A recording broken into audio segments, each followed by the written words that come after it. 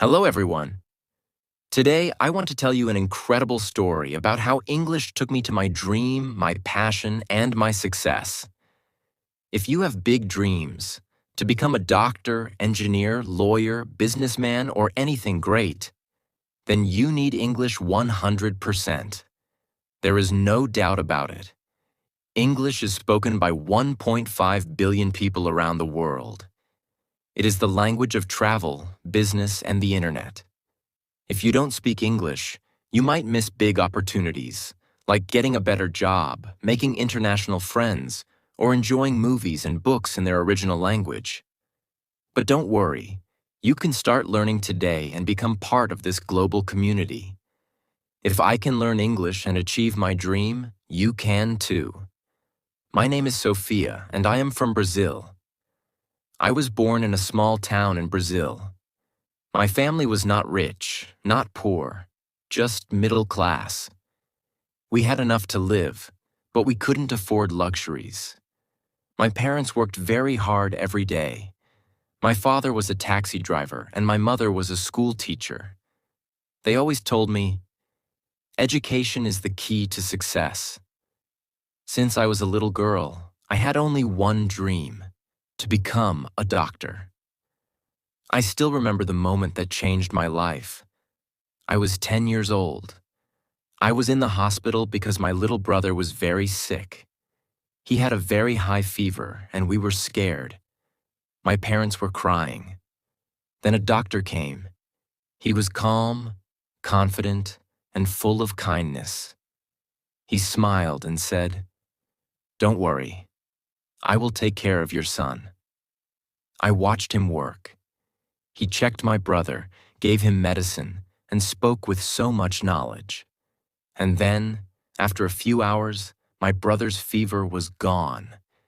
He was safe. At that moment, I knew. One day, I will become a doctor and save lives. But as I grew up, I realized something terrible. If you want to become a doctor, you need English 100%. All medical books are in English. All medical research is in English. Even in my country, doctors needed English to study, to communicate, to work in hospitals. And my English was terrible. I went to a public school where they taught very little English. I knew basic words like, "Hello, how are you?" But when I saw a full English sentence, I felt lost. I remember in school my English teacher asked me, "Sophia, can you read this sentence?" I looked at the book. The words were dancing. I could not read. I could not understand. I wanted to cry. "I don't know, miss," I whispered. The class laughed. That day I went home and sat alone in my room. I thought, how will I become a doctor if I can't even read a simple sentence in English? I felt hopeless. But then something happened that changed everything. One evening, my father came home tired from work. He sat next to me and said, "Sophia, what is wrong? You are always sad these days." I looked at him and said, "Papa, I want to become a doctor, but my English is bad. Without English, I cannot study medicine." My father was quiet for a long time. Then he said, "If English is stopping you, then learn English. Go to a place where everyone speaks English." I was shocked. "But Papa, we don't have money for that." He smiled and said, "We don't have much, but we have enough. Your dreams are important." That night, my parents and I sat together and talked about the best place to learn English. Why did we choose Canada? 1. Everyone speaks English. I would have no choice but to speak English every day. 2. Great education system. Canada has the best schools for learning English. 3. Multicultural and friendly people. People in Canada are warm and kind to international students. 4. Affordable compared to other countries. Studying in the USA or the UK was too expensive, but Canada was possible. It was not an easy decision. We were a middle-class family. My parents had some savings, but not much. They made a huge sacrifice. They used almost all their savings to pay for my flight, my English school, and my first few months of living in Canada. Before leaving, my mother held my hand and said, "Sophia, we are giving you everything we have. Promise me, you will not give up." I had tears in my eyes. I hugged her and said, "I promise, Mama." And then, with one suitcase, a little money, and a big dream, I flew to Canada. The moment I landed in Toronto, Canada, I felt like an alien.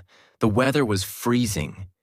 In Brazil, it was always warm, but here, my hands were like ice. The food was strange. I missed my mother's homemade Brazilian rice and beans. The people were nice, but they spoke so fast. And then, the biggest problem, English.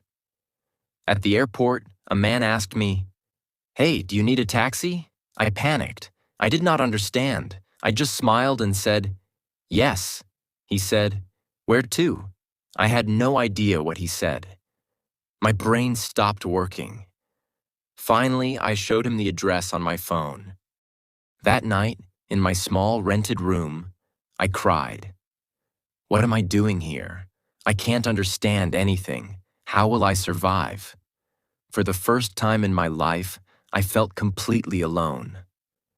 The next day, I went to my English language school. The teacher smiled and said, "Welcome, everyone. Let's introduce ourselves." When my turn came, I stood up. My hands were shaking. I said, "My name, Sophia. From Brazil." I wanted to say more, but my mind was blank. My words were stuck in my throat. The teacher smiled, but I saw some students laughing. I sat down and felt humiliated. That night, I made a decision. No matter how hard it is, no matter how many mistakes I make, I will learn English. I made a plan. I promised myself, I will do everything possible to become fluent. And that was the beginning of my English learning journey. I still remember my first few weeks in Canada. It was like stepping into a new world, exciting but also terrifying. Everything was different. In my country, I understood everything. Here, I felt like a baby learning how to speak. Before I tell you how I improved my English, let me tell you about the strangest things I noticed in Canada. No school uniforms. In Brazil, students wore uniforms. But in Canada, children wore anything they wanted. Some wore pajamas to school and nobody cared. People don't touch much. In my country, we hug, kiss on the cheek, and stand close. But in Canada, people like personal space. If you hug someone without asking, they feel uncomfortable. Weather changes in seconds. 1 minute, it's sunny. The next, it's raining or even snowing. Self-checkout in stores. In many supermarkets, there was no cashier. People scanned and paid for their own groceries. People say sorry for everything. Even if you step on their foot, they say sorry. I found that so funny. Food portions are huge. I once ordered a small meal at a restaurant, and it was like food for 3 people. But the biggest shock was the English. People spoke so fast and used slang I had never heard before. In school, I learned proper English, but in real life, people said things like, "Want to grab a coffee? Want to get a coffee? I'm down for that." I agree. That's so lit. That's amazing. I felt like I had never studied English in my life. The second day in my English class, I was so nervous. The teacher gave us a simple writing task. I was excited. I can do this, I thought. But when she returned my paper, it was full of red marks. She said, "Sophia, your writing is good, but your sentence structure needs work." You think in Portuguese and translate to English. That's why it sounds strange. I felt frustrated. Speaking was even worse. The teacher asked me a question, and I knew the answer in my head. But when I opened my mouth, nothing came out. I felt like crying. Will I ever speak English fluently? I refused to stay weak in English. I knew that if I didn't improve, my dream of becoming a doctor would die. So, I made a plan. A. The headphone trick, talking to myself in public. One of my biggest problems was speaking. I was too shy and afraid of making mistakes. So, I found a solution. I put on headphones and walked around the city pretending I was on a phone call. But I was actually talking to myself in English. I described everything around me. I am walking on the street. The sky is blue.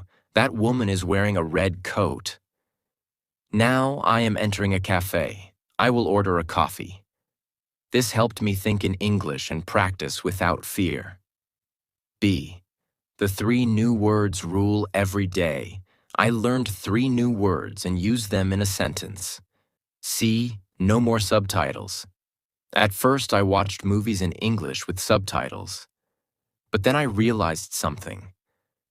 I was reading, not listening. So I turned off subtitles and forced myself to understand. It was hard at first, but soon I started catching common words and phrases. One day, I went to a coffee shop and decided, today, I will talk to someone in English no matter what. I walked to the counter. The barista smiled and said, "Hey, what can I get you today?" My heart was beating fast. "Don't panic, Sophia. You can do this." I took a deep breath and said, "I would like a cappuccino, please." She smiled and asked, "Do you want it with almond milk or regular milk?" I understood her. I quickly said, "Regular milk, please." She gave me my coffee and said, "Here you go, have a great day." And I replied, "You too." It was a small conversation, but I felt like I had won a gold medal. That day, I realized something important. English is not about being perfect. It's about being confident. Learning English was one challenge, but surviving in Canada was another. Canada is expensive. Here's what I spent each month. Rent for a small room, $800. I lived with a roommate to save money. Groceries, $250. I learned to cook at home to save money. Transportation, $120. A bus pass in Toronto. Phone bill, $50. English classes, $500 per month. I worked part-time in a small cafe to pay my bills. It was tough. I woke up at 6 a.m., went to school, worked in the cafe, came home tired, and still studied English at night. I missed my family. I missed home. But every time I felt like giving up, I remembered my parents' sacrifice. I could not fail. The biggest turning point was when I stopped translating in my head. At first, my brain always did this. I hear a sentence in English. I translate it into Portuguese in my head. I think of an answer in Portuguese. Then I translate it back into English. This took forever. But after 4 months of daily English exposure, something amazing happened. One day I was in a grocery store. The cashier asked, "Do you need a bag?" And without thinking, I said, "No, I have one." "Thanks." For the first time, my brain didn't translate. I realized I was finally thinking in English. If you are struggling with English, here is my advice. 1. Speak every day, even if you are alone. Use the headphone trick like I did. 2. Stop translating in your head. Start thinking in English. 3. Talk to native speakers, even if it's scary. 4. Surround yourself with English. Change your phone, movies, and music to English. 5. Don't be afraid of mistakes. Mistakes help you grow. And most importantly, never give up. I still remember the day everything changed for me. The day I realized, wow, I can actually speak English. But before I tell you that story, let me take you deeper into my life in Canada. The struggles, the weirdest things, and how I finally started speaking English like a native. I had been in Canada for 6 months, and my English was improving. I could understand people better. I could order food without feeling scared. I could even talk to my classmates. But I still had one big problem. I was terrified of talking to native speakers. Why? Because they spoke too fast, used too much slang, and I always felt stupid when I didn't understand something. I avoided conversations. If someone asked me something, I would just say, yes, or, haha, yeah, even if I had no idea what they said. But I knew. If I wanted to be fluent, I had to face this fear. So I made a crazy decision. One morning, I walked into my favorite coffee shop. I told myself, Sophia, today you are going to have a real conversation with a native speaker. No running away. I stood in line, nervous. Then, a girl next to me smiled and said, ugh, this line is so long, right? I froze. This was it. My moment. I took a deep breath and said, yeah, it's really long. Then she said, I come here every morning, and it's always like this. My brain started panicking. What do I say? But instead of overthinking, I just said, oh, really? I just moved here, so I don't know. She smiled and said, oh, cool, where are you from? And just like that, we had a conversation. For the first time, I wasn't translating in my head. I wasn't scared. I just talked. After that day, something clicked in my brain. I realized I can actually do this. That moment gave me confidence, and confidence was the missing key. Now that I was confident, I wanted to take my English to the next level. I didn't want to just speak English. I wanted to sound like a native speaker. So I started doing something crazy. The shadowing method. I started copying everything I heard. Whenever I watched a TV show, I paused, repeated the sentence exactly like the actor, and tried to match their accent. Example, I hear the sentence, oh my God, that's insane. I pause and say it exactly the same way. Oh my God, that's insane. Copying the tone, speed, and emotion. I did this for hours every day. At first, it felt weird. But after 1 month, my pronunciation improved so much. I also started keeping a notebook of my English mistakes. Every time I made a mistake, I wrote it down and corrected it. Example, I agree with you. I agree with you. By reviewing my mistakes every day, I stopped repeating them. This was the hardest step for me, but I forced myself to make Canadian friends because I knew that was the fastest way to improve. Here's what I did. 1. I joined local events. I went to free meetups for international students. 2. I used conversation exchange apps. I found Canadians who wanted to learn my language, so we did a language exchange. 3. I talked to my coworkers. I stopped being shy and started chatting with them more. And guess what? The more I talked to real Canadians, the more natural my English became. Even though my English was improving, life was still hard. I was always tired. Studying English, working part-time, and cooking my own food was exhausting.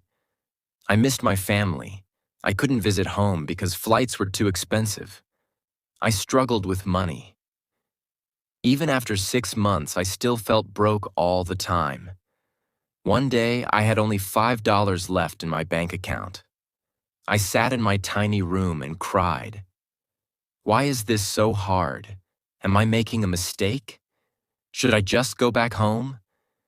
But then I remembered why I was here. I didn't come all this way just to give up. So I wiped my tears and said, "No, I will make this work." And I did. I want you to imagine something. Imagine waking up every morning in a beautiful apartment, looking at the city skyline, drinking coffee, and thinking, I made it. I did it. I became the person I always dreamed of.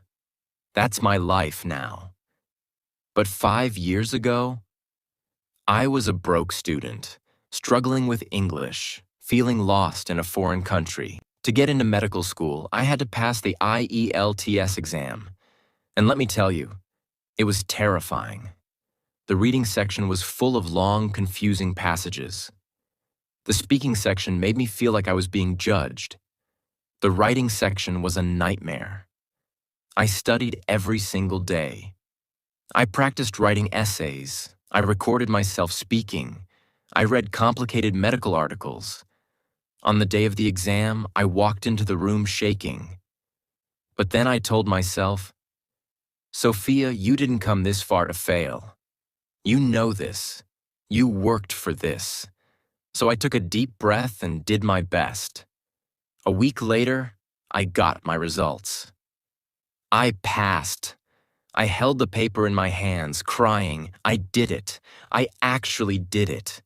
That was the moment I knew. Nothing could stop me now. With my IELTS score, I finally got accepted into one of the best medical universities in Canada. But guess what? The real struggle was just beginning.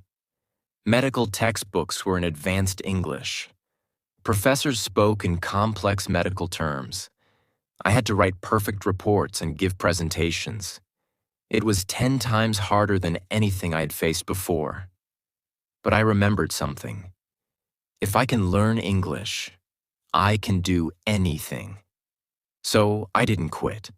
I recorded my lectures and listened to them every night.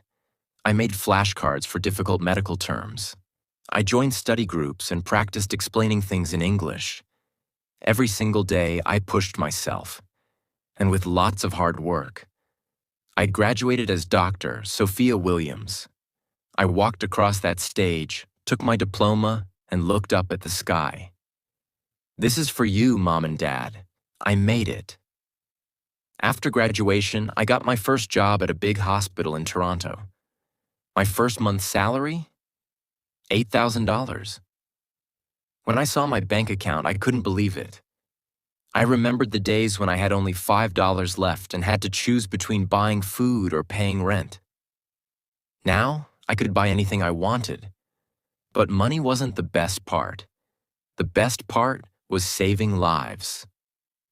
One day, a little girl came into the hospital. She was sick, scared, and crying.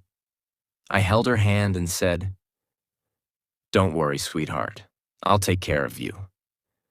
Her mother looked at me with tears in her eyes and said, "Thank you, doctor." At that moment, I felt something I had never felt before. I wasn't just an English learner anymore. I wasn't just a student. I was a doctor, and I had earned this. Now listen to me carefully. I know many people say, accept yourself as you are. I disagree. You should never accept being weak. You should never accept being average. You must change yourself, not for society, not for your friends, not for your family. Change yourself for you. Because let me tell you something. Nobody is coming to save you. Not your parents, not your teachers, not your boyfriend or girlfriend. Only you can change your life. When I was struggling, I could have made excuses. English is too hard. I don't have enough money. I'm not smart enough. But I didn't. I looked in the mirror and said, Sophia, stop making excuses. It's time to work. And that's exactly what I did. If you're still here, it means you want more from life. So let me give you the real truth. Learn English like your life depends on it. Because it does. If you want a great career, you need English. Stop being lazy. Get up. Open a book. Watch English videos. Do the work. Put yourself in uncomfortable situations. Talk to strangers. Make mistakes. Embarrass yourself. That's how you grow.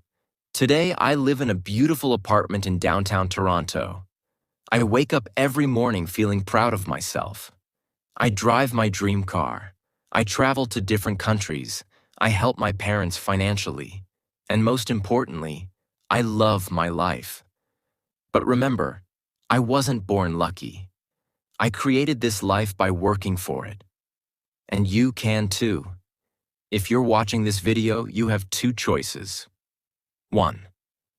Close this video and do nothing. Stay the same. Keep making excuses. Keep dreaming but never acting. 2. Start working on yourself right now. Learn English every day. Improve yourself. Change your life. The choice is yours. If you choose the second option, then subscribe to this channel, like this video, and let's start your journey today. Because trust me, when you become the best version of yourself, it feels like the world is in your hands. Now go, change your life.